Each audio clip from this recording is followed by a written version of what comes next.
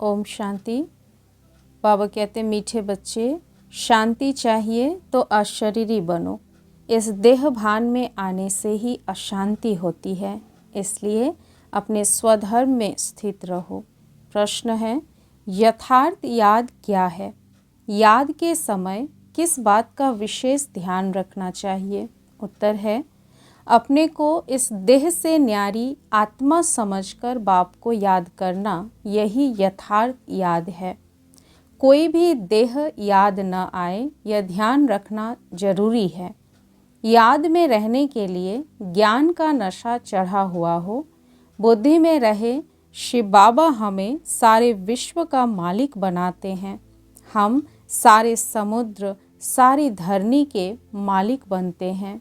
गीत है, तुम्हें पाके हमने जहाँ पा लिया, जमी तो जमी आसमां पा लिया।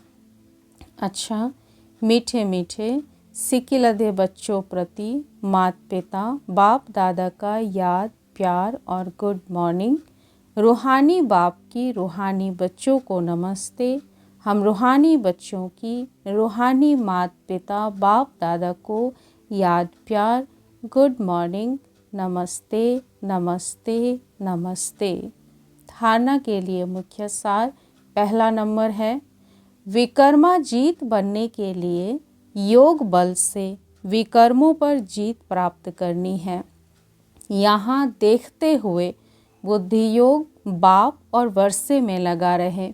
दूसरी पॉइंट है, बाप के वर्षे का पूरा अधिकार प्राप्त करने के लिए मातेला बनना है। एक बाप की ही श्रीमत पर चलना है।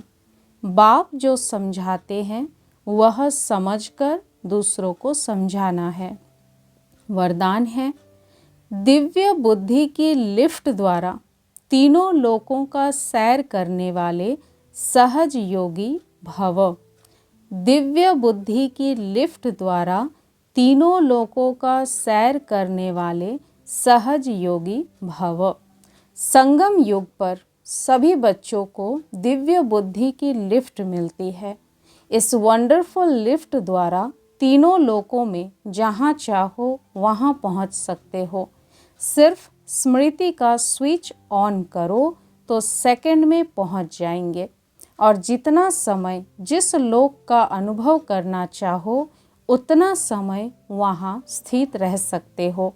इस लिफ्ट को यूज़ करने के लिए अमृत वेले केयरफुल बन स्मृति के स्विच को यथार्थ रीति से सेट करो। ऑथोरिटी होकर इस लिफ्ट को कार्य में लगाओ तो सहज योगी बन जाएंगे, मेहनत समाप्त हो जाएगी। स्लोगन है, मन को सदा मौज में रखना यही जीवन जीने की कला है। मन को सदा मौज में रखना यही जीवन जीने का कला है। आज का व्यक्त इशारा है, एकांत प्रिय बनो, एकता और एकाग्रता को अपनाओ। एकांतवासी का डबल अर्थ है, सिर्फ बाहर के एकांत नहीं, लेकिन एक के अंत में खो जाना एकांत। नहीं तो सिर्फ बाहर की एकांत होगी तो बोर हो जाएंगे, कहेंगे पता नहीं दिन कैसे बीतेगा। लेकिन एक बाप के अंत में खो जाओ। जैसे सागर के तले में जाते हैं तो कितना खजाना मिलता है, ऐसे एक के अंत में चले जाओ, अर्थात बाप से जो प्राप्तियां हुई है उसमें खो जाओ। ओम शांति।